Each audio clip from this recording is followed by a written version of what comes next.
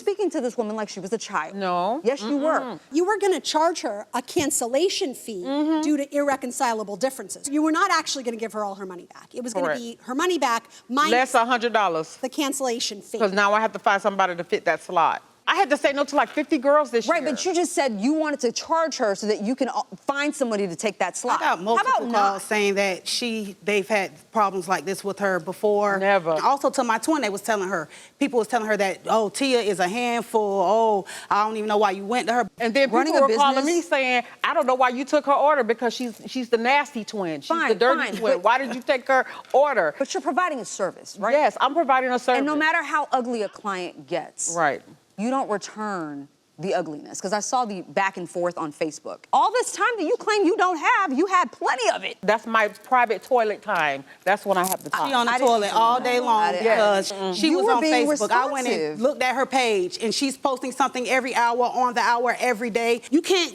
sew and stroll Facebook. You can't, you need your hand. Your only hands could do one thing, so that lets you know she wasn't. She could have had the dress done back in January. I have a full roster year-round. Right. Sure. So when they say you could have did it earlier, then what I would have did with the people who already had their orders in before You her. were the one that kept telling her I'm going to do it early. Yeah, I mean, she came to you in September. I told her I would do it in March 12th. No, you told her over and over again, I'm going to get it done in January. Yes. I'm going to get it done in February. But she never paid. If she would have paid, then I would have had. January. But she didn't even pay until after January 15th. Then why did you accept the order, is what I'm telling you. Because I planned on getting it done for March 12th. Exactly. That was my plan. I dislocated a knee. Ma'am, I understand things happen. Yeah, but did you think I planned to do that? She was boots on the ground days later. It's She not was her. boots on the ground. Ma'am, hold on. It's not her fault that you fell down. I had boots on the ground before I injured my knee. Why are you talking to her? I'm asking you a question.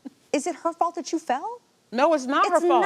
It's not. That's why I called. That's why I texted her and said, "Hey." On the day it was due. Hey, just give me to the end of the week, or and then it didn't get done. Then you texted her and said, "I'm not going to do it by the end of the week anymore. I'm going to do it by next week." Yes, right. So you blew 2 deadlines. I was making promises in my head, but not from my body. Right. Because I didn't know that my injury was going to cause me not to sew like I wanted to sew. Right. I want to ask you about your calculation because you're asking both for a full refund. Yeah. And for the cost of a replacement. Yeah.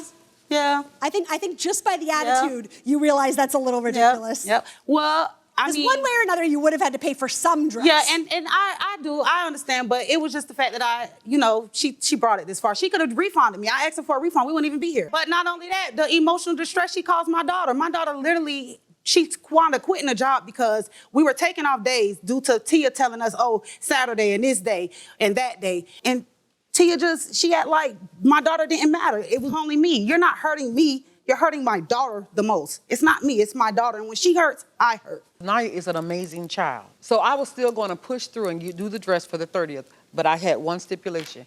She could not bother me because she was like a gnat on an open wound. Y'all didn't hear the phone call. If you have enough clients that are willing to put up with your policies, good for you. In 35 years of being a professional, this is the first time I've had this happen. It was her nastiness and then the name calling, Teletubby and all this stuff like this. And my policies are in place. I can't. It's because I'm a stroke recovery victim. I'm not going to let her give me another stroke. And good for you, but by the way, just so you know, we're having a tough time getting a word in edgewise with you. Seriously. Yeah. In your text messages, you're the rude one. She's the nice one. All right, ladies, we have what we need. The parties are excused while we deliberate in this matter. Thank you both. We've reached a unanimous verdict.